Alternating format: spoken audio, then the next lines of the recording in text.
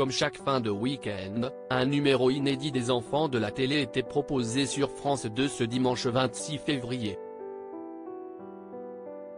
Laurent Ruquier, qui a été surpris par l'arrivée de son chéri Hugo Manos en plateau en cours d'émission, recevait cette semaine Michel Jonas, Amir, Daniela Lombroso, Elie Jadel et Clémentine Célarié. Et cette dernière a eu le droit à un retour en arrière particulièrement marquant. On a oublié parfois que vous avez pas mal chanté, a introduit Laurent Ruquier. Et de demander à son invité, est-ce que vous vous souvenez d'une des premières fois où on vous a vu chanter à la télévision?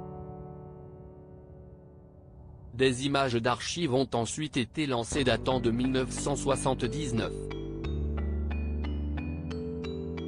Clémentine Célarié n'était âgée à l'époque que de 22 ans et se dévoilait bien différente. Oh la tronche, a d'ailleurs commenté la comédienne en revoyant ces images. Après coup, Clémentine Célarié en a dit un peu plus sur le contexte de cette période, précisant qu'à ce moment-là, elle n'avait pas encore succombé à la chirurgie esthétique. On chantait au théâtre Campagne Première dans une petite cave où il y avait peut-être 3 personnes. C'était avant mon opération. Mon nez était plus épais, vous voyez. A-t-elle souligné.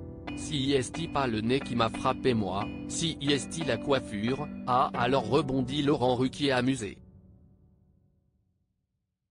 Vous n'aurez rien dit sur le nez, on ne s'en serait pas aperçu, on était braqué sur les cheveux vous voyez. Mon physique était une injustice. Clémentine Célarié, elle, ne pouvait en revanche que se focaliser sur son nez pas encore retouché. Et pour cause, il a représenté un grand complexe lorsqu'elle était adolescente. Je trouvais que mon physique était une injustice. Je me sentais tellement moche, j'avais un nez terrible. J'ai vraiment eu une adolescence pourrie. Ça a complètement changé mon existence, expliquait-elle lors d'une interview pour Gala.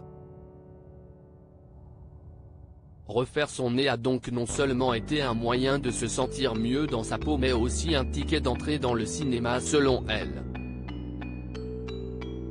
J'ai voulu m'acheter un morceau de féminité pour me sentir regardée. Je me suis acheté un nez comme un passeport pour être comédienne. J'ai inconsciemment changé mon destin. Je suis devenue plus jolie. Je me suis payé une normalité, mais elle n'était qu'extérieure, analyse-t-elle dans son livre Les mots défendus, édition Albin Michel.